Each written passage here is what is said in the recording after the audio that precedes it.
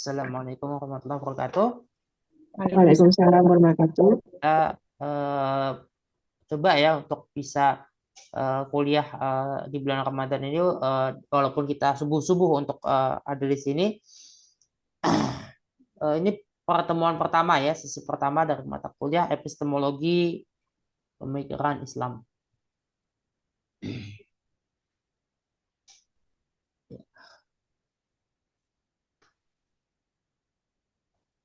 Oke.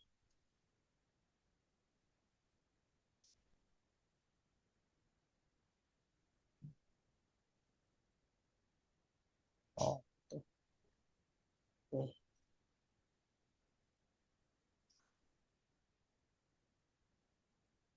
Proses ya.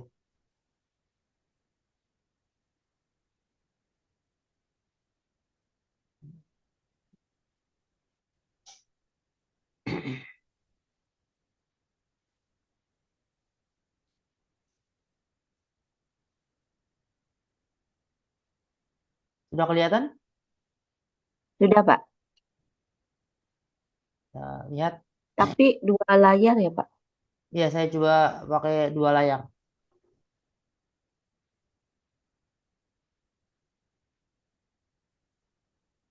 Sepertinya kalau apa share screen tetap ya, layar yang share screen ini kan tetap tetap share screen, maksudnya layar yang apa PPT penuh kan PPT-nya, walaupun Oh, ada jadi ya, terbagi dua tapi kelihatan sama ya, iya, Pak. tetap kelihatan ya.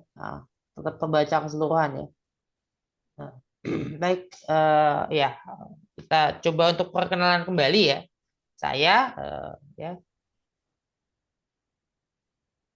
lahir 1986. Oke, eh, sedikit ya. Mungkin ada teman-teman yang masih ingin lebih tahu, eh, tapi kemarin kita sudah ketemu di semester 1 ya dan 2.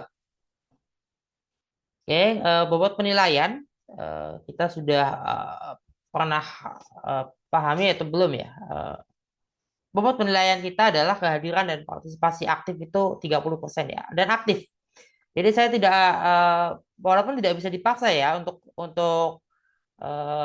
teman-teman situasinya kadangkala sulit untuk benar-benar aktif ya, tapi saya sangat ya, karena ini 30% kehadiran dan partisipasi. Jadi hadir utuh, partisipasinya aktif aktif di kelas, bicara, menyampaikan pertanyaan, pernyataan, ya, bantahan, ya, pandangan itu ya. Kemudian tugas itu 20%. Yaitu baru 50, UTS dan UAS masing-masing 25. Jadi harus bicara itu sebetulnya ya, ya sadar serius ya. Jadi setelah kognisi ya, nomor dua yang diperhatikan dosen adalah afeksi ya, perilaku, sikap, keaktifan itu mengaruhi penilaian.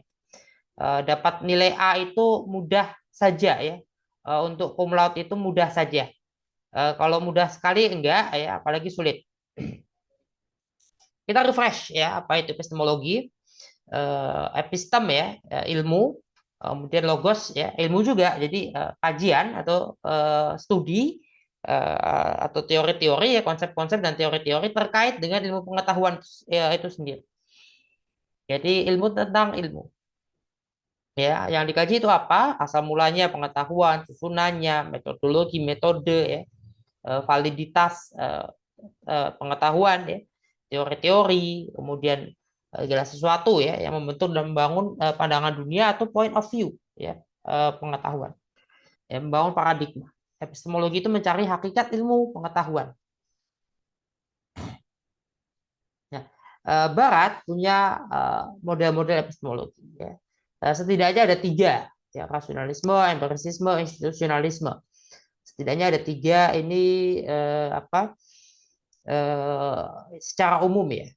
Kalau Katsov memberikan sedikit pandangan, ada empirisisme menurut Katsov, empirisisme, rasionalisme, fenomenologi, institusionalisme, dan metode ilmiah, kemudian hipotesis.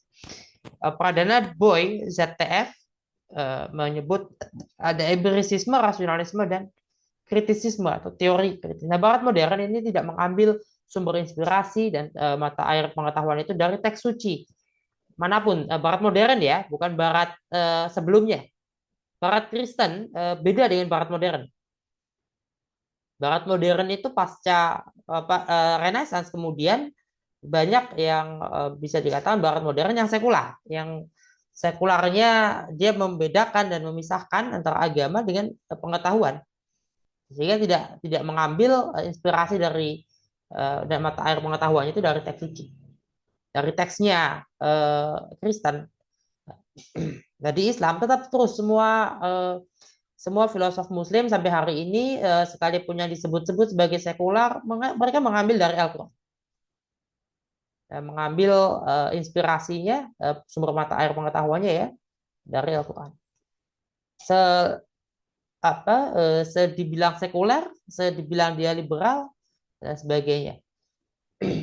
Empirisisme ya dalam epistemologi barat itu pengetahuan itu indrawi dulu. Jadi pengalaman indrawi yang lebih ditonjolkan, yang lebih diutamakan. Kalau rasionalisme sebaliknya, penalaran yang lebih ini dalam perdebatan diskursus antara empirisisme rasionalisme ini sudah lama dari Plato dan Aristoteles.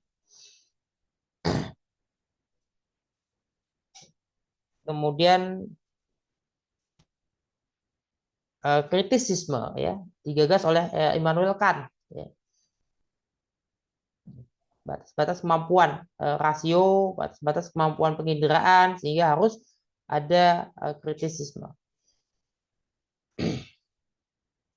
Nah, bagaimana dengan Islam? Islam itu kita lihat surat Al-Mu'minun ayat 78 ya. Quran menyuruh menggunakan panca indera, akal, dan kolbu ya. Ada metode burhani, irfani ya, dan bayani. Ya. Wahyu dan tradisi keagamaan itu bersama-sama ya dengan panca indera dan akal serta ilham itu bersama-sama menjadi satu satu satu set metodologis, satu set epistemologis bagaimana kita memperoleh pengetahuan, bagaimana kita memahami realitas eksternal. Islam mengakui indera dan akal itu bersama-sama sebagai sumber pengetahuan dan alat untuk memperoleh pengetahuan. Nah, wahyu dan tradisi ya. Wahyu itu kan Al-Qur'an itu sendiri ya. Tradisi itu hadis itu kan tradisi termasuk dalam tradisi adalah wahyu. Jadi wahyu itu bagian dari tradisi. Tapi tradisi bisa juga as-sunnah ya atau hadis. Kalau di misalnya Isna Asy'ariyah itu Isna Asy'ariyah atau Twelver ya yang 12 imam itu mereka ke-12 imam itu juga ucapan-ucapan mereka masuk dalam tradisi suci tadi. Ya, tradisi keagamaan tadi. Nah, wahyu itu apa? Secara bahasa wahyu bisikan. Ini refresh ya. Revelation itu penyingkapan. Jadi kasyaf, wahyu, revelation, vision ya, penyingkapan, penglihatan. Kira-kira sama atau mirip ya, serupa. Satu keluarga lah ya, satu rumah tangga dalam apa istilahnya. Ya, rumah tangga istilah bisa dikategorikan serupa atau mirip-mirip ya. Punya pattern, punya pola yang mirip-mirip. Nah, wahyu menjadi sumber rujukan hukum dalam fikih Islam ya. Kemudian wahyu juga menjadi sumber mata air pengetahuan, sumber inspirasi dalam filsafat, dalam pemikiran Islam. Tradisi Islam itu juga tidak tadi sudah ya, tidak hanya Al-Qur'an, hadis ya. Nah, hadis itu dikumpulkan jauh hari kemudian. Kitab-kitab fikih itu lebih awal. Ya, mereka kan generasi tabi'in. Ya. Yang dicatat oleh sejarah sebagai 12 imam Syiah, 12 imam Syiah yang Isna Asy'ariyah, 12-12-nya nggak ada yang Syiah. Para imam mazhab Sunni, ya, mazhab baik mazhab kalam maupun mazhab fikih, itu nggak ada satupun yang menyatakan sebagai Sunni, nggak ada. Ya, jadi belum ada waktu itu Sunni dan Syiah itu sebetulnya. Secara politik sudah ada tapi ya, tapi secara politik sudah ada. Sebagai bangunan pengelompokan teologis dalam Islam itu belum. Tapi mereka sudah ada secara politis. Maknanya masih politis sampai 300 400 300 tahun, hampir 400 tahun pertama dari sejarah Islam sampai sekitar tahun 400-an awal Hijriah itu masih wujudnya adalah belum ada kepastian demarkasi mana Syiah, mana Sunni, mana yang lain-lain, mana Mu'tazilah, itu belum. Baru setelah masuk awal 400-an barulah mulai pembelahan itu lebih terlihat secara dalam arti teologis. Sebelumnya hanya politis saja dan lebih banyak politisnya. Memang lambat laun proses itu tidak apa tidak tiba-tiba setelah 400 tahun tiba-tiba punya makna teologis, nggak gitu. Tapi ada proses memang. Semakin ke sini kok semakin teologis. Nah itu yang terjadi. Awalnya politis tapi semakin para tabiin makin berumur, tabiin makin berumur, tokoh-tokoh ulama-ulama terdahulu yang lebih awal makin berumur meninggal satu persatu, murid-muridnya yang generasi setelah tabiin juga makin berumur, eh, ya. Jadi pada generasi keempatnya sudah mulai mulai menua, mulai merentah, ya mereka pada akhirnya terlihat lebih teologis pembatasan demarkasi. Tapi ada memang proses menuju teologisasi dari sesuatu yang pengelompokan awalnya hanya politis saja antara pendukungnya mendukung Ali sebagai khalifah dan mendukung Muawiyah sebagai khalifah. Pada mulanya hanya seperti itu saja.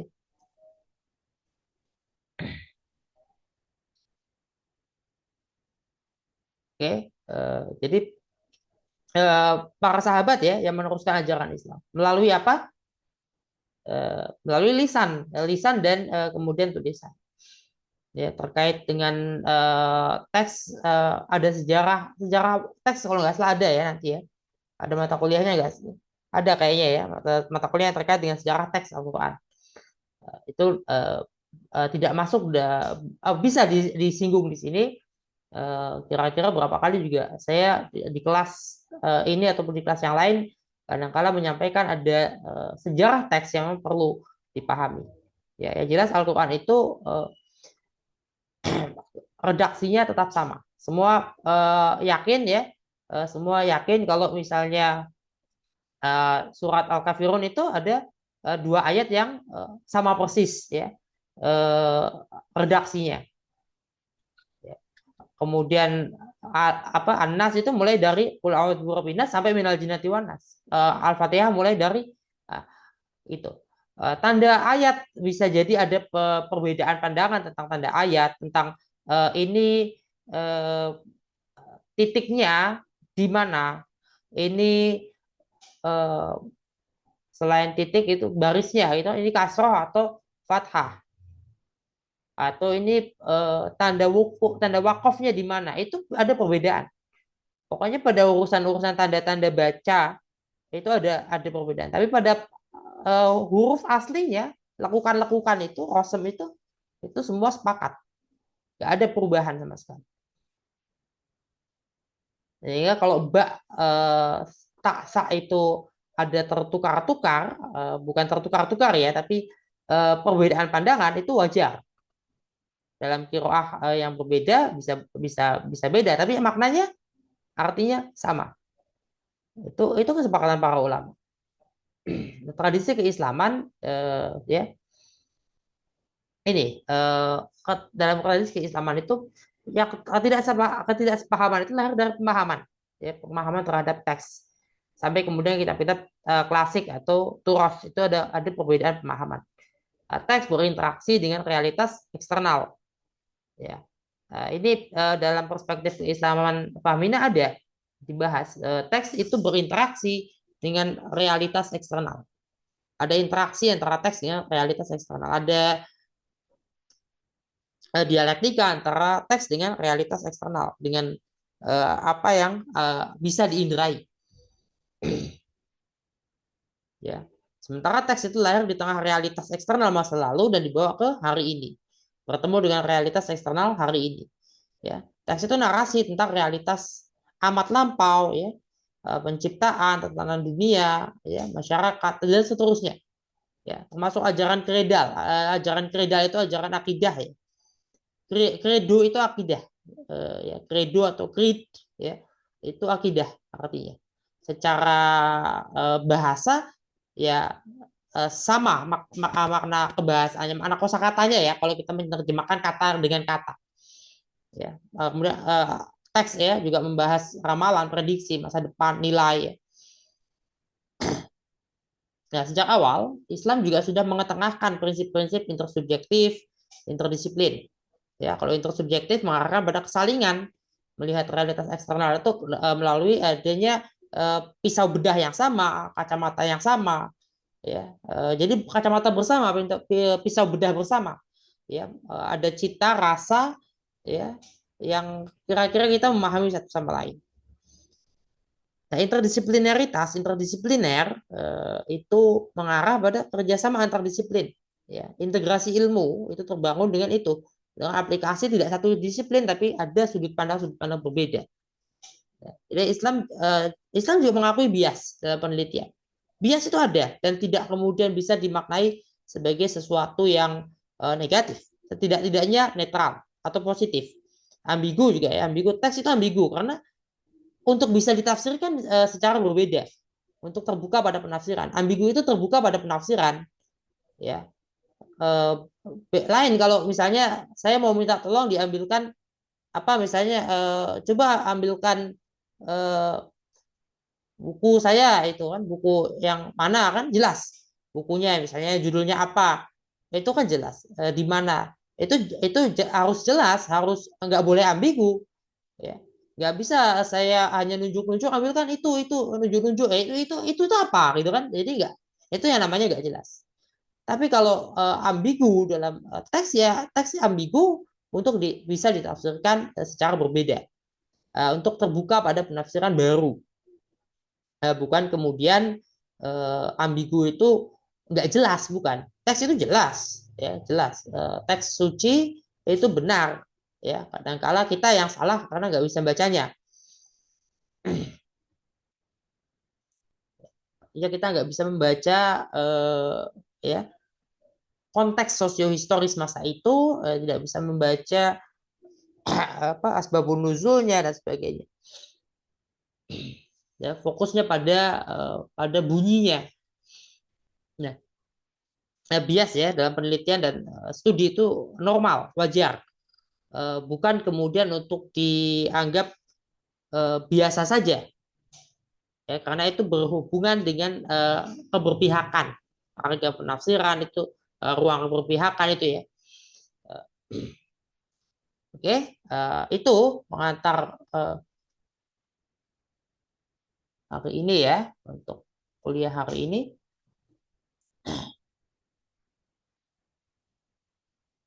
Bisa kita diskusikan.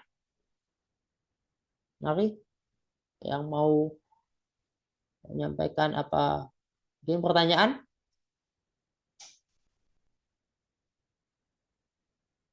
Dosen izin tadi apa mengenai metode memahami sumber ilmu dalam Islam itu apa tadi yang Pak dosen jelaskan tentang apa Burhani, Irfani dan Bayani. Bayani. Ya, Saya ingin penjelasannya Pak dosen lebih lagi. ya. Ya, kalau bayani itu kan teks, ya. Ya, ini teks itu sendiri sebagai bayan, sebagai bukti, ya, dari satu apa ayat, ya. Teks itu sendiri, ya. Jadi mencari pengetahuannya dari teks itu, epistemologi teks. Kemudian Burhani itu kan penalaran ya. Sebetulnya Burhani lebih ke penalaran, tapi Burhani juga kita melihat dari apa yang nyata terlihat ya. Ya, realitas eksternal yang kita menalar. Ya, realitas eksternal dulu atau realitas mental dulu. Nah, realitas kita memahami realitas mental dulu, baru realitas eksternal. Kemudian Irfani ya, Irfani itu berkaitan dengan ya imajinasi kita, berkaitan dengan kasyaf, ya, berkaitan dengan ilham.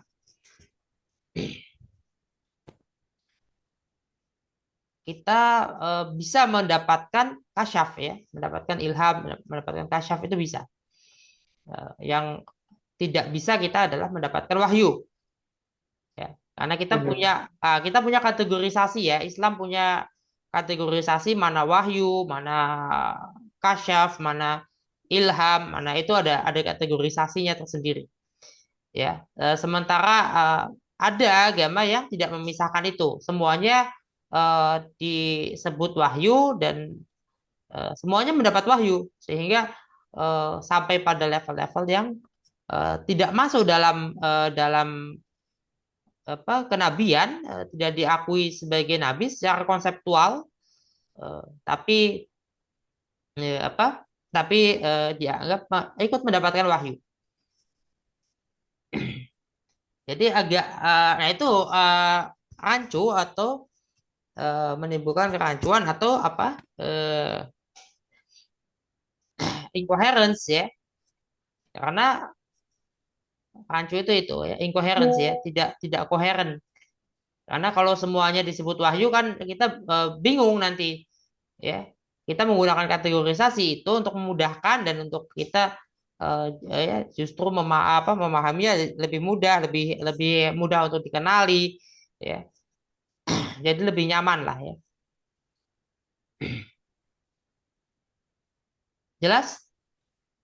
Ya berarti kalau yang Burhani itu tadi Irfani itu lebih kayak intuisi gitu ya, Pak dosen ya. Intuisi, kita kan punya intuisi ya. Kita punya intuisi. Intuisi itu ya memang berasal dari apa yang tertangkap oleh mental kita. Baik itu melalui pengalaman, baik itu melalui mimpi, melalui hayalan ya. Gitu. Baik, terima kasih Pak dosen. Izin Pak dosen bertanya mengenai bagian kritik epistemologi Barat tuh Pak dosen, yang dikemukakan siapa salah satunya itu Sadili ya, tentang Ya. dualisme epistemologi Barat. Hmm. Di sini saya nggak menemukan maksudnya dualismenya apa, dualisme pemisahan jiwa dan raga atau ada hal lain Oh, gitu. ya nanti kita lihat ya. Yang mana tadi? Bentar dulu. Kritik epistemologi Barat.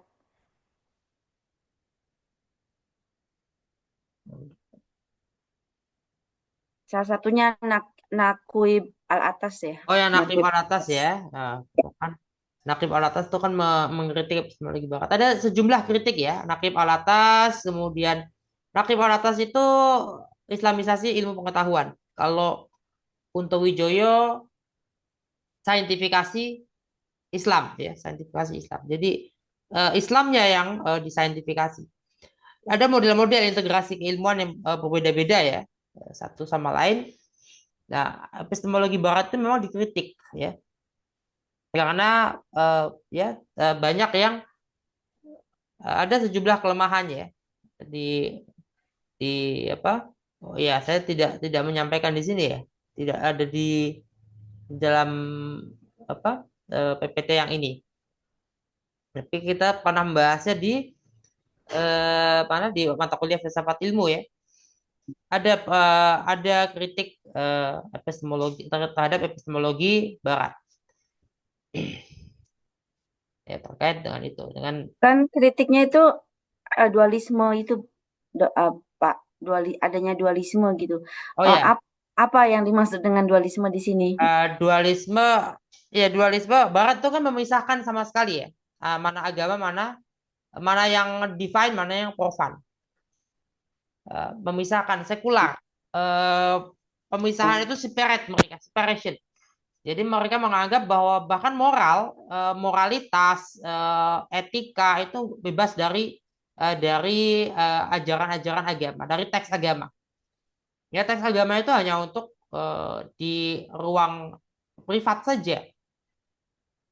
Itu yang menyebabkan hari ini misalnya Barat kan ada sejumlah apa ya masyarakatnya kan ya seperti seks bebas, seperti itu kan dari pemahaman yang seperti itu, dualisme yang semacam itu. Mereka memisahkan total sehingga eh, antara pemisahan itu benar-benar total terpisah saja, bahkan bisa dianggap terjadi konflik. Agama dianggap menentang atau melawan ilmu pengetahuan, dianggap sebagai musuh. Kira-kira perhatikan misalnya, dan ini saya agak belum tahu ya, itu di Indonesia ya, di Indonesia, sorry, di Indonesia seperti apa ya? Kalau kalau di Indonesia kejadian seperti itu, kita punya tokoh sebetulnya yang terang-terangan menyebut dirinya agnostik, tapi perhatikan misalnya ketika Stephen Hawking wafat, dia dimakamkan secara Anglikan. Dia tetap dimakamkan secara Anglikan dengan tradisi pemakaman guru besar dan bangsawan Cambridge ya, di mana ada para guru besar yang terlibat prosesi pemakaman sampai kemudian gereja Anglikan yang setelah yang proses kremasi sampai ditaruh petinya ditaruh guci itunya di dalam Westminster ya, di Westminster Abbey itu prosesnya Anglikan sekali. Eh, saya nggak tahu, tapi dia akan mengaku sebagai ateis, dia akan tidak mengakui adanya Tuhan. Ini secara hukum kanoniknya atau secara hukum agamanya mereka hukum agamanya orang-orang Anglikan, teman-teman Anglikan itu bagaimana saya nggak tahu, tapi ya jelas apakah di Indonesia itu bisa terjadi? Eh, Apakah di Indonesia itu bisa terjadi ya? Ada orang yang terang-terangan menyatakan ateis atau agnostik, ya apalagi salah satu tokoh kita juga ada ya, dan dia kebetulan agamanya atau setidaknya di KTP atau di lingkungan keluarganya Katolik gitu. Apalagi ada yang menyampaikan ke saya, dia orangnya tahu bahwa keluarganya memang sangat Katolik, tapi apakah gereja Katolik di Indonesia akan memakamkan yang bersangkutan nanti ketika wafat secara Katolik sebagaimana dilakukan terhadap Stephen Hawking, dimakamkan secara Anglikan. Nah, waktu menikahnya juga memang Stephen Hawking itu secara Anglikan, tapi saya nggak tahu apakah itu bisa artinya apakah hal-hal kayak gitu tuh bisa bisa berbeda praktiknya. Tapi kalau di Islam gimana? Saya nggak pernah menemukan ya ada orang yang ustadz atau kiai di Indonesia menyatakan nggak mau memakamkan si ini yang di KTP-nya Islam, tapi secara terang-terangan menyatakan menyatakan sikap-sikap seperti ateisme, agnostisisme. Kemudian bagaimana ketika dimakamkan? Itu saya belum tahu. Kalau Indonesia ya, Indonesia kan negara yang sangat religius. Kalau di Inggris kan sekalipun sangat religius ya, eh, di Inggris mungkin sangat religius, tapi nggak sereligius Indonesia lah, ya. Apalagi kalau wilayah Eropa Germanik ya, Belgia mungkin agak sedikit lebih, tapi Belanda, Jerman itu kan sangat sekular. Denmark, Norway, Sweden, Finland itu kan sangat sekular. Ireland ini negara-negara yang sangat sekular. Iceland itu kan negara-negara yang sangat sekular. Bagaimana mereka menempatkan itu. Ya, agama dianggap sebagai hanya ada di ruang privat. Ini ada juga ya sejumlah teman-teman kita yang menyuarakan itu ya, bahkan sampai-sampai menyuarakan swastanisasi total ibadah haji. Ibadah haji swasta aja gitu. Negara jangan ikut-ikutan ini dengan ibadah haji. Padahal saat ini bahkan Arab Saudi itu ke negara-negara seperti Denmark, ke negara Jerman, ke Prancis itu bicaranya nggak mau dia sama swasta sekarang. Itu kebijakan Arab Saudi loh. Kira-kira diterima nggak itu? Nggak bisa. Negara-negara manapun, mau sekuler apapun, Austria eh, harus mau bicara dengan pemerintah Arab Saudi, pemerintahnya terkait jemaah haji yang berasal dari negaranya. Karena untuk perlindungan, kan warga negara dia datang ke Saudi untuk melaksanakan ibadah haji. Kalau di swastanisasi secara total, pertama itu akan menimbulkan kekacauan terkait misalnya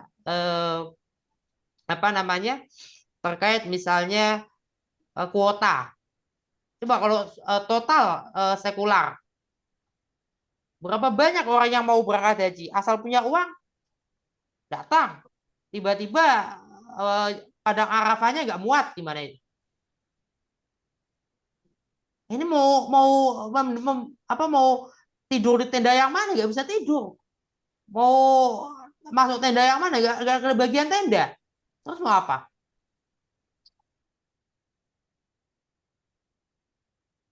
Nggak kebagian makan gimana juga? Mau mati kelaparan kan gitu. Artinya negara ternyata harus ikut campur. Negara harus ikut campur bukan untuk negara itu yang nggak boleh apa sih melarang ya, melarang agama tertentu, mewajibkan agama tertentu itu nggak boleh.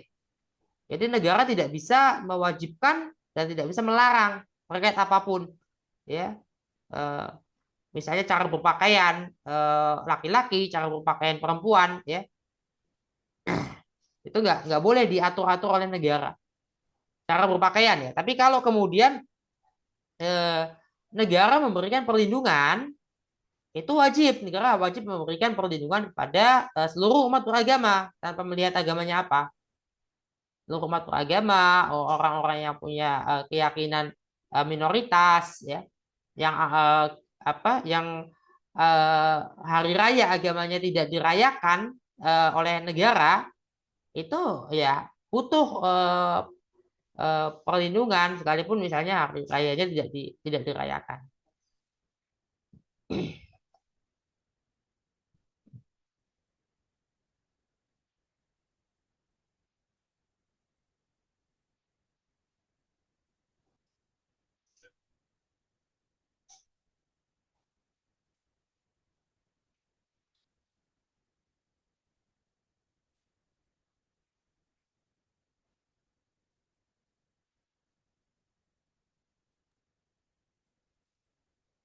Mau nanya dong, Pak, Ya, terkait ini apa tadi? Islam mengakui bias dalam penelitian. Kalau dalam penelitian modern itu kan ada teknik-teknik untuk menghindari bias ya. Kalau dalam Islam itu ada seperti itu juga nggak, Pak? Kan kalau itu oke. kalau dalam penelitian itu kan bisa samplingnya, bisa mungkin validasi instrumen segala macam itu dilakukan. Nah, kalau dalam Islam bagaimana pada mengatasi pada bias? dasarnya kan tetap ada bias. Artinya gini ya, bias itu kalau ada dampak buruknya yang sebetulnya yang diatasi, bukan pada biasnya itu. Kita tetap berpihak. Gini, misalnya gini, salah satu yang saya pernah baca artikel berita ya, ada penelitian yang membahas binatang peliharaan ya, misalnya anjing dan kucing gitu. Ketika memelihara anjing, memelihara kucing ternyata tubuh lebih sehat. Bayi, anak yang besar bersama-sama dengan hewan peliharaan lebih lebih sehat, lebih imun tubuhnya lebih terlatih ya.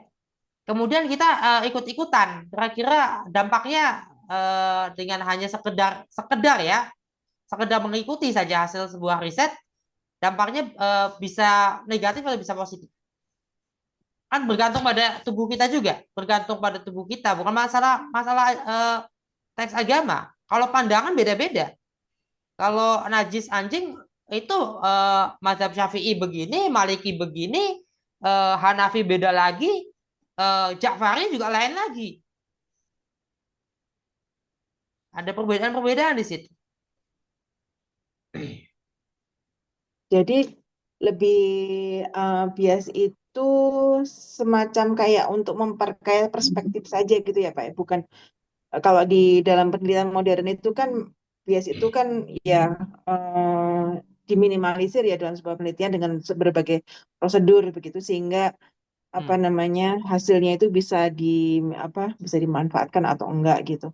Karena kalau enggak kan ya betul kayak Bapak tadi hasil penelitiannya kan bisa enggak valid gitu.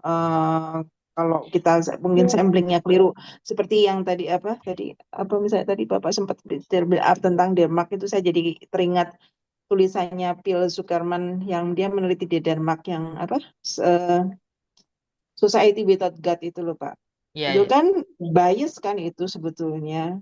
Jadi nggak bisa dia ngambil bahwa orang yang tidak Ya, beragama itu lebih bahagia gitu karena dia mengambil penelitiannya di situ gitu tapi dia betul. tidak membandingkan dengan seperti itu. Ya, kita ya ini yang agak lebih pembacaan saya ya kayak kayak itu ya tadi terkait dengan agama misalnya. Agama memang pandangan tentang agama, pemaknaan manusia tentang agama itu berubah. Lambat laun memang berubah. Tapi perubahan itu eh, bagi sebagian orang memang mengarah pada hilangnya agama, tapi bagi orang-orang yang ya tadi bagi orang-orang yang coba lebih lebih intersubjektif ya, bukan lebih objektif, tapi lebih intersubjektif itu akan melihat ternyata nggak begitu-begitu juga. Ya, misalnya gini, hasil BPS, hasil riset BPS dengan hasil riset yang global itu ya, happiness index itu, ternyata nilainya Indonesia menurut BPS kan lebih tinggi dibanding ketika dinilai oleh lembaga Barat. Itu. Kemudian juga terkait dengan misalnya indeks kota toleran ya. Yang rendah-rendah itu kadangkala dalam dengan pisau yang berbeda aja, pisau yang berbeda kan metodenya mungkin sama ya, tapi metodologinya beda. Pisaunya beda ya, sekalipun dia tetap dengan sampling, tetap dengan metode survei, tetap dengan kuesioner, tetap menjalankan Likerdian ya, Likerdian apa namanya itu yang eh, spektrumnya itu ya, setuju, sangat setuju, setuju gitu kan, netral, kemudian tidak setuju, sangat tidak setuju, skala itu kan, dengan skala Likert, ya Likert. Likert itu kan, Hmm. ya tapi apakah sama-sama begitu? Apakah saya membuat survei, membuat kuesioner Likert, ada orang lain buat survei Likert, hasilnya bisa beda. Padahal sama-sama misalnya di kota Depok misalnya, di kota Iya tapi Cirebon misalnya, hasilnya bisa makanya beda. bisa Hasilnya beda. bisa beda. Sekalipun ada di satu kota yang sama.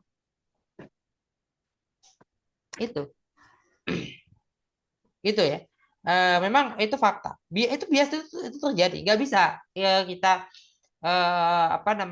percaya begitu saja maupun tidak. Ya. Ya sama kayak artikel yang saya baca terkait bayi yang terpapar liur ataupun cakaran ataupun gigit-gigit tayang dari hewan-hewan peliharaan, itu nggak bukan nggak valid ya, bukan nggak valid, tapi kan bergantung pada situasi, dia tinggalnya di mana. Artinya Kalau gini, Turki kenapa mayoritasnya dan sangat mayoritas ya, sangat sangat bahkan mazhab Hanafi itu mazhab resmi sebetulnya di Turki. Kita nggak bisa sholat dengan mazhab Syafi'i di Turki, nggak bisa. Batal terus, pasti batal terus. Nggak bisa sholat dengan mazhab Syafi'i di Turki itu. Kalau mau berjamaah, silakan bisa, tapi nggak bisa berjamaah. Sholatlah sendiri di mana gitu, di ruang privat.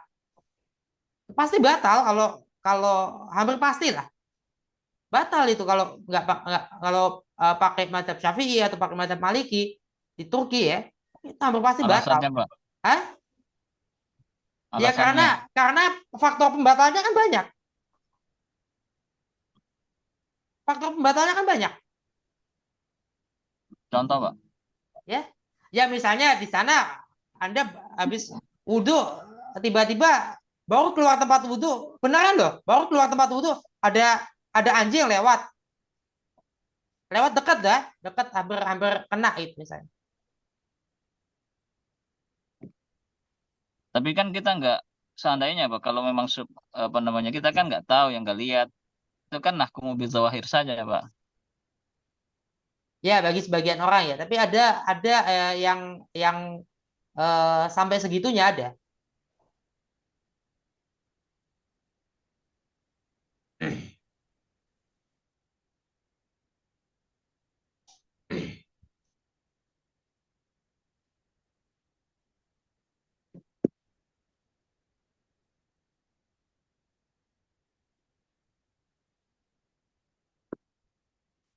Kak, kalau dalam ini Kak, dari bidang kedokteran itu kan saya nggak tahu, makanya saya mau nanya nih. Eh, dalam mengambil sebuah keputusan berdasarkan penelitian itu kan ada kita ambil yang paling tinggi dulu dari apa systematic review dari RCT, randomized control trial. Terus nanti baru di bawah itu levelnya level A gitu. Terus kemudian nanti baru turun kalau misalnya dengan penelitian tetapi dia tidak RCT seperti observasional tadi ya, observasi saja, survei semacam itu biasanya levelnya bisa tinggal nanti bisa B atau C gitu tergantung nanti dari kualitasnya. Yang artinya kalau kita mau mengambil apa namanya, mau mengambil keputusan berdasarkan penelitian itu harus dilihat dulu. Jadi nggak langsung, oh penelitian satu kita langsung ambil keputusan, nggak boleh seperti itu. Tapi kita lihat dulu. Jadi ada dalam pencariannya pun kita memakai PICO itu loh Pak, person eh, apa ini, i comparison yang mau dicari itu apa sama objektifnya apa. Jadi dengan begitu kita akan dapatkan jawaban yang paling ini gitu. Nah, kalau dalam penelitian dalam penelitian Islam ini ada nggak sih Pak seperti itu? Karena tadi kalau saya tangkap ya, jadi bias di sini itu malah memperkaya ya. Jadi kita nggak bisa ini tuh, karena tentang mana yang mau kita ambil, jadi kayaknya lebih keyakinan tanggapan saya Pak, lebih pada keyakinan kita. Sementara kalau pada dunia eksak itu benar-benar bias itu diminimalisir banget. Jadi kalau misalnya ternyata Nah, biasnya tinggi, itu tidak boleh dipakai untuk mengambil sebuah keputusan ya seperti itu itu. kan itu fakta ya, karena nah gini, kan kan dokter ya, coba deh Bu Abi pernah nggak punya perbedaan pandangan dengan kolega sesama dokter yang satu institusi satu spesialisasi yang sama, Kita perbedaan punya kan. kesepakatan itu, Pak. Jadi yang paling tinggi, kalau kita beda pendapat dalam ini, tapi kita ambil literaturnya mana? Literatur yang paling tinggi itu yang kemudian yang kita ikuti, gitu, Pak. Jadi Oke. kita nggak bisa kalau apa ya, seorang ahli pun gitu ya, kalau dia mempunyai pendapat, tetapi kalau belum dibuktikan dengan RCT, maka levelnya level D, Pak. Jadi Ya. paling rendah itu, J. eh Baca nggak waktu ini yang pernah saya baca juga waktu itu, ada riset tentang apa paparan najis anjing misalnya. Mm-mm. Nah, ternyata disebut ternyata melatih imun tubuh. Nah, itu Jadi itu kalau kan dalam ah, dunia kedokteran yang seperti itu tuh nggak bisa langsung dipakai, Pak. Kalau cuma satu penelitian, karena harus ada RCT-nya. oke. Jadi ada, oke, misalnya penelitian awal boleh kayak gitu. Oh, dasarnya itu. Tetapi untuk menjadikan sebuah, apakah memang dia betul ini, itu harus ada RCT-nya dulu, Pak. Kalau belum ada RCT-nya belum bisa dipakai secara luas gitu. Iya, oke. Tubuh manusia ini nggak beda nggak? Dalam arti gini, imun tubuh kita beda nggak antara kita yang lahir besar di wilayah ekstrim 4 musim dengan yang ada di wilayah gurun ataupun di tropis seperti Indonesia, Iya, Amerika Latin, Asia Tenggara, Amerika Latin.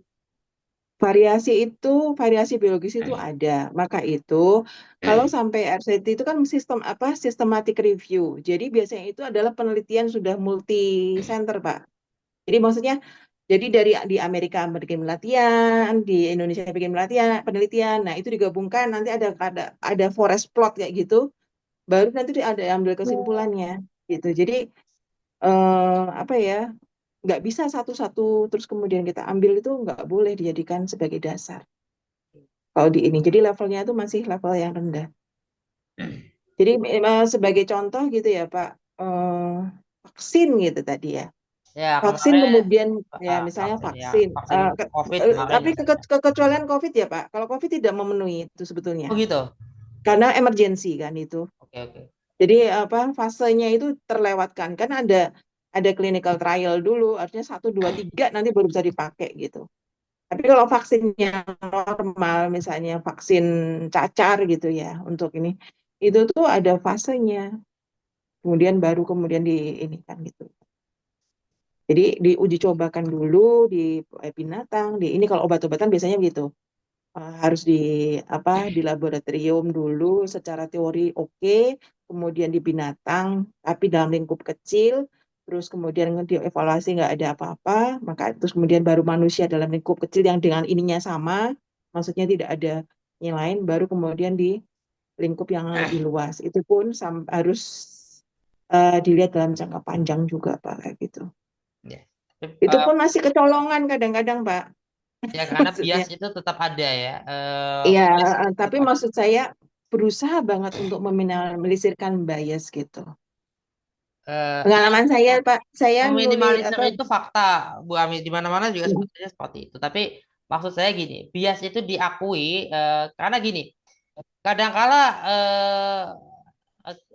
para sarjana juga, terutama ilmu-ilmu sosial ya, kadangkala misalnya gini, saya nggak tahu ya kalau kedokteran dialektika terkait dengan dekolonisasi itu seberapa besar ya. Tapi kalau di ilmu-ilmu sosial, ilmu-ilmu sosial, humaniora itu kan apa eh, yang dimaksud yang disebut sebagai dekolonisasi pengetahuan itu kan cukup gerakannya cukup besar ya. Nggak tahu kalau di kedokteran ada nggak gerakan-gerakan itu kan? Saya belum pernah dengar juga soalnya. Tapi saya pernah kalau kita baca di biografinya Pak Habibie ya, itu mungkin ada catatan sejarah ya terkait dengan kebijakan kesehatan di eranya Soekarno ya. Kalau kita lihat Soekarno dulu ketika sakit ya tahun 1960-an itu kan Bung Karno kan sakit ya. Mulai sakit, kemudian karena sakit-sakitan, Bung Karno itu kalau kita lihat di filmnya yang G30S itu menjalani pengobatan tradisional, bukan masuk rumah sakit, bukan diobati secara medis kedokteran modern. Saya juga pernah ketemu dengan ustadz ya, yang dia anti terhadap dan tidak percaya dengan kedokteran modern dengan dalih agama, eh, dalih iman menurut dia. Ya ada Pak, maksud saya kalau itu sih kayak ada, saya pasien saya juga begitu marah-marah, saya marahin balik gitu. Dia apa, maksud saya itu hak dia kan, kita minta apa, dia tidak percaya vaksin gitu, jadi dia tidak mau anaknya divaksin karena dia kepingin anaknya penghafal Quran. Nah, terus maksudnya kalau dia menolak nggak apa-apa, itu kan kita inform konsen itu kan tujuannya minta persetujuan. Kalau nggak setuju nggak apa-apa. Tapi kalau yang saya tidak suka adalah kenapa dia marah-marah gitu. Dan apa hubungannya antara vaksin dengan hafal Quran gitu loh.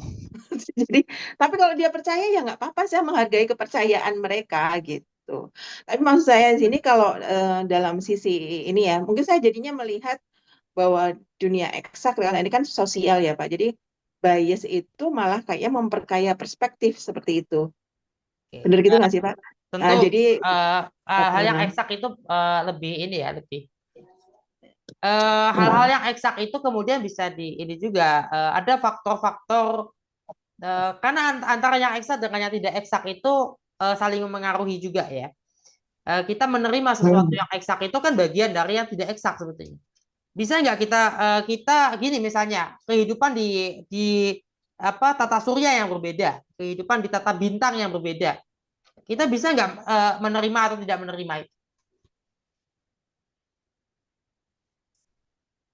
Bu Najma itu yang belajar teknik. Jadi gini ya, eh, ada nggak kehidupan di tata bintang yang lain, tata bintang yang mirip-mirip dengan mata, yang sama gini. Bintang itu kan dibagi-bagi juga ya.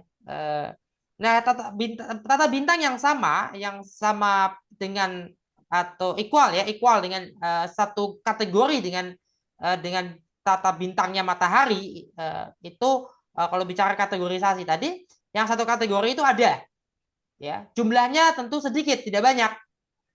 Jadi matahari kita dan kembaran-kembarannya, saudara-saudara terdekatnya itu tidak tidak banyak jumlahnya, sedikit. Artinya ada nggak makhluk hidup di sana? Ya, kemungkinannya kan 70 sampai 80% ada. Katakanlah 70 80, katakanlah 75 90. Tapi apakah kita bisa Oh, ketemu dengan makhluk yang ada di sana? Ada, ini kan hipotesis. Jadi jatuhnya kan hipotesis bahwa manusia kalau yang ada di matahari, di tata surya matahari kita ini tidak mungkin berkomunikasi dengan yang ada di tata surya Alpha Centauri. Dua manusia sentient, dua sentient beings yang ada ini, dua spesies cerdas yang ada, dua spesies cerdas bijak yang ada di dua tata surya berbeda ini tidak mungkin bertemu. Bayangkan kalau bertemu, Terlalu berkomunikasi jauh. terlalu jauh. Kemudian kalau berkomunikasi juga kita ngirim pesan ya Bahasanya berbeda. udah tua baru dapat balasan, ya kan? Kita ngirim pesan nih, ya usia saya 40. Kalau saya ngirim pesan nyampainya di sana saya usia 70. Saya usia 70. Dia kembalinya lagi ke sini, saya udah gak ada. Kan gitu. Ya, sehingga itu apa ya sangat sangat sulit dan sangat mustahil banget, menjadi mustahil untuk kita ketemu ya, terlalu jauh. Kita ditakdirkan oleh Allah untuk tidak berkomunikasi dan tidak bertemu satu sama lain.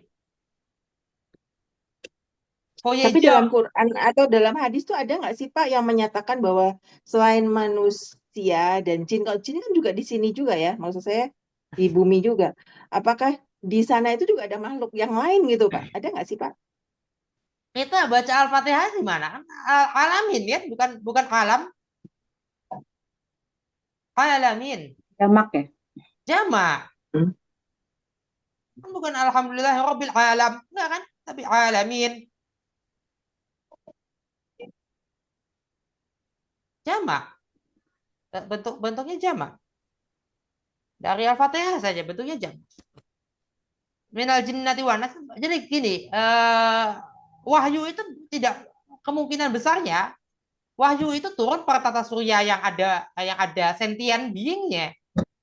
Kalau makhluk sentient yang apa, makhluk cerdas, makhluk bijaksana yang satu dengan yang lainnya hanya satu wahyu yang sama ya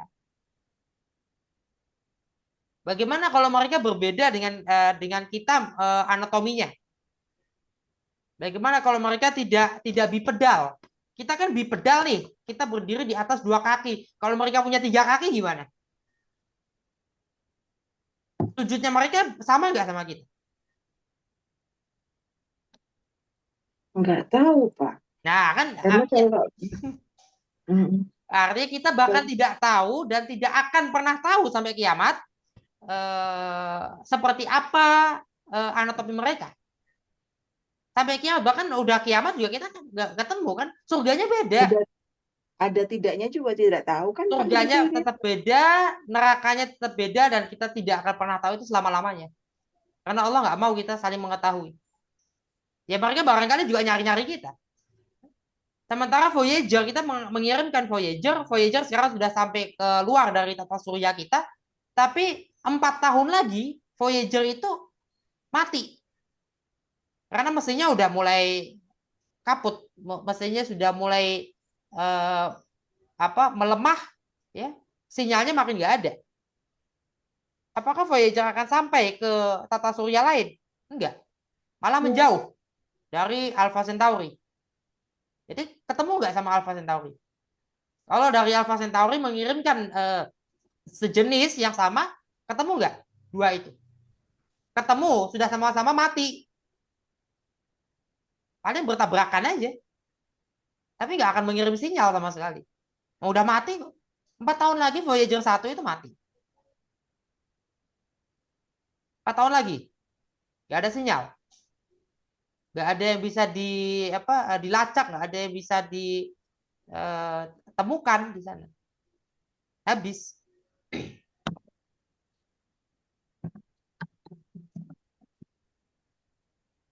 Nah itu. Nah, kita tahu itu kan melalui penalaran sebetulnya. Melalui penalaran.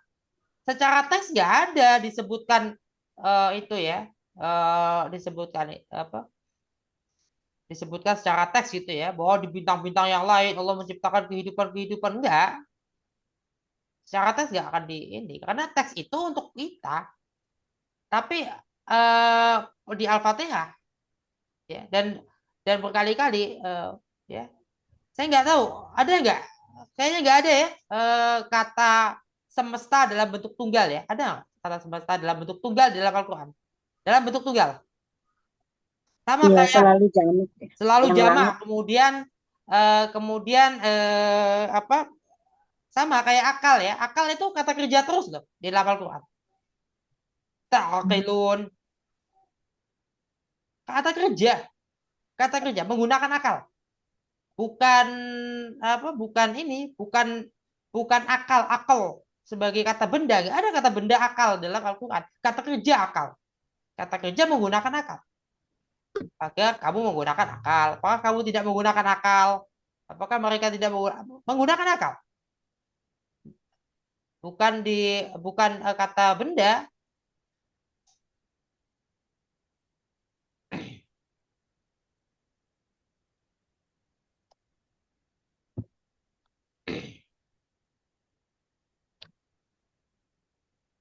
Jadi ada hal-hal yang menjadi tanda-tanda ya, bahwa tadi kita akal itu juga kata kerja ya dalam Al-Quran, tidak dalam bentuk kata benda. Kemudian ya, alam itu juga selalu jamak, nggak pernah tunggal.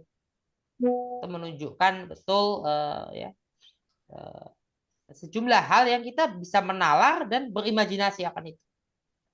Dalam beragama memang ada imajinasi, ilham itu ada. Bukan imajinasi kreatif ya, tapi imajinasi kritis. Jadi sangat tinggi. Imajinasinya para nabi itu sangat tinggi, bukan imajinasi alam empiris gitu. Kita imajinasi manusia itu umumnya kan masih juga di alam empiris. Tapi kalau sudah levelnya nabi itu imajinasi benar-benar masuk ke alam yang lebih nyata dari alam kita hari ini. Alam kita ini fana ya. Di atas itu kan nyata.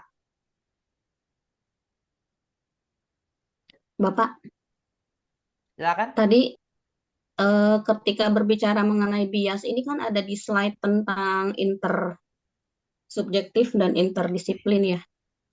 Apakah mungkin bias ini terjadi karena memang interdisiplin itu gitu. Jadi karena memang Ya, harus justru terintegrasi enggak dengan ya. berbagai.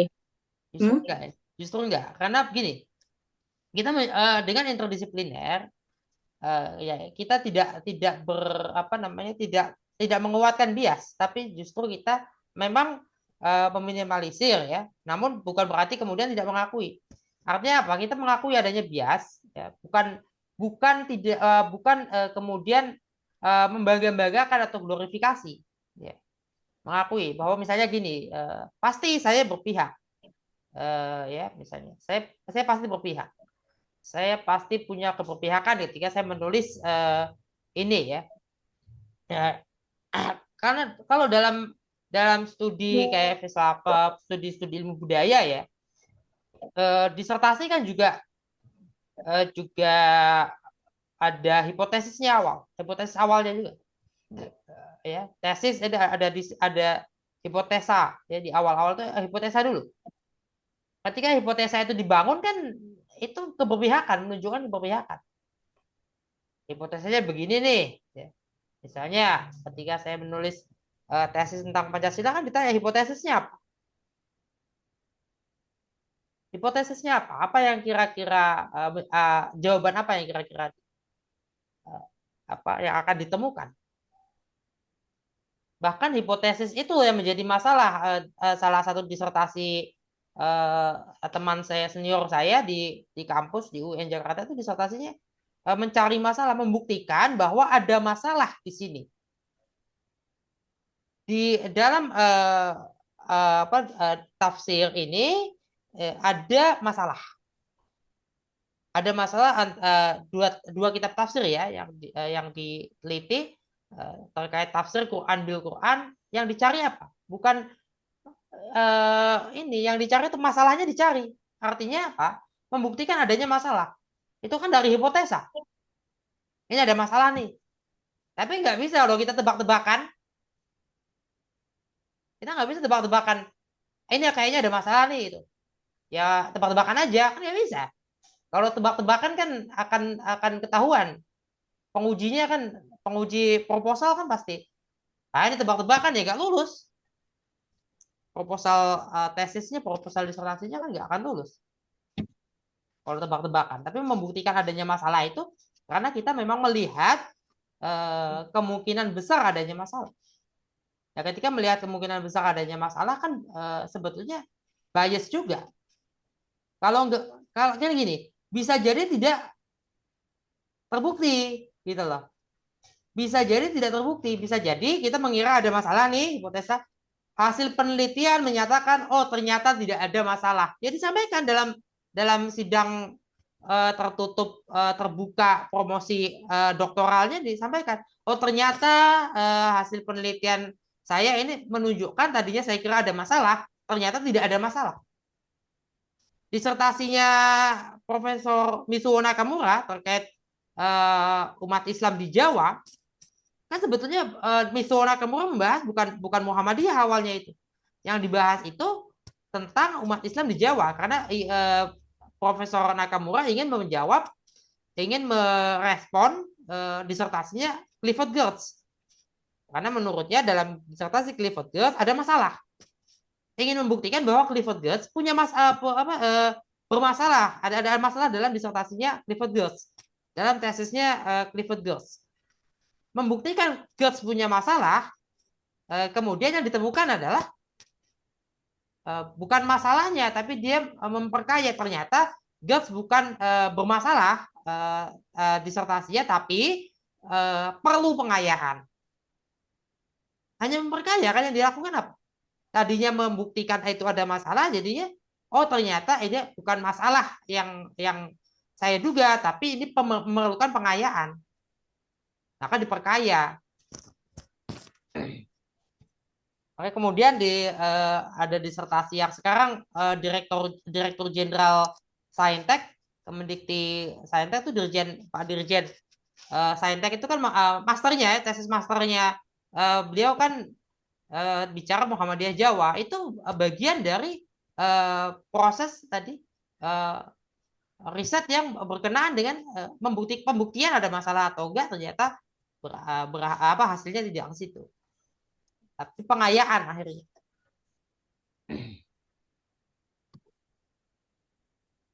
Akhirnya diperkaya dengan tesis-tesis dan disertasi-disertasi ya seperti Pak Dirjen ya. Pak Dirjen kan juga membahas Dirjen Saintek itu membahas Muhammadiyah Jawa itu bagian dari pengayaan, memperkaya khazanah yang ada sebelumnya.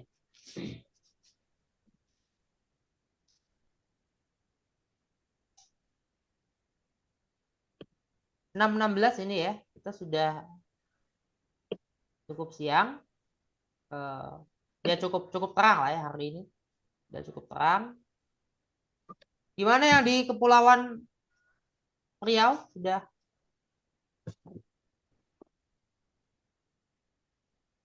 ya? Adil Pak dosen. Oh ini satu orang lagi ya?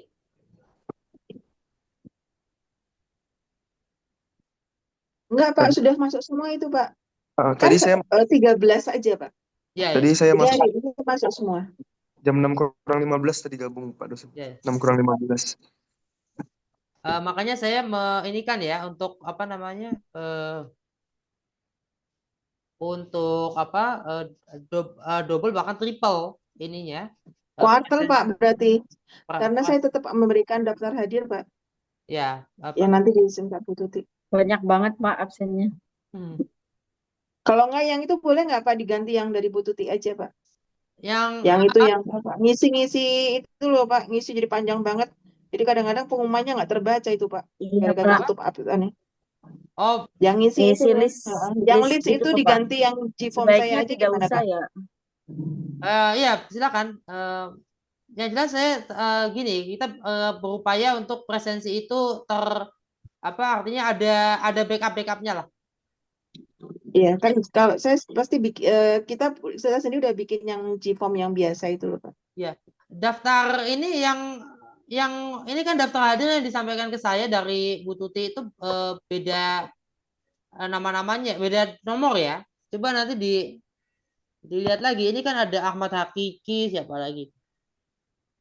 13 itu yang udah yang fix, Pak, itu. Ini 16 orang, dua lagi siapa yang kemarin yang enggak ini? Enggak, Pak, yang 16 itu ada 2 yang memang tidak masuk ke sini, Pak. Sudah Siapa aja? dikonfirmasi. Siapa aja? Siti Komaria masih cuti. Terus siapa tuh kemarin? Bentar, Pak, udah tak hapus sih. Hamidun. Oh iya. Itu salah dimasukkan. Hamidun bukan di IAT, Pak. Oh gitu. Hamidun Iya. bukan di AT. Bukan. Bukan di Jadi AT. makanya hanya 13 Maria, aja. ini ada Dea Salsabila. Oh, dia tuh nggak ikut mata kuliah ini, Pak. Dia cuma apa ya kemarin saya lupa. Aduh, Pak. Oh, karena belum kuliah, kayaknya belum masuk di kuliah. Tapi dia bilang cuma 13 satu orang, mata benar. kuliah. Benar 13 orang. Satu mata kuliah kebetulan bukan mata kuliah ini. Benar 13 orang ya. 13, iya, Pak. Maka ini hari ini masuk semua, Pak. Masuk semua ya. Duh, satunya hilang tadi kemana? Tadi udah 14 sih. Sudah ini. Oke, nggak apa kalau gitu kita sudahi. Alhamdulillah. Wassalamualaikum warahmatullahi wabarakatuh. Waalaikumsalam. Waalaikumsalam.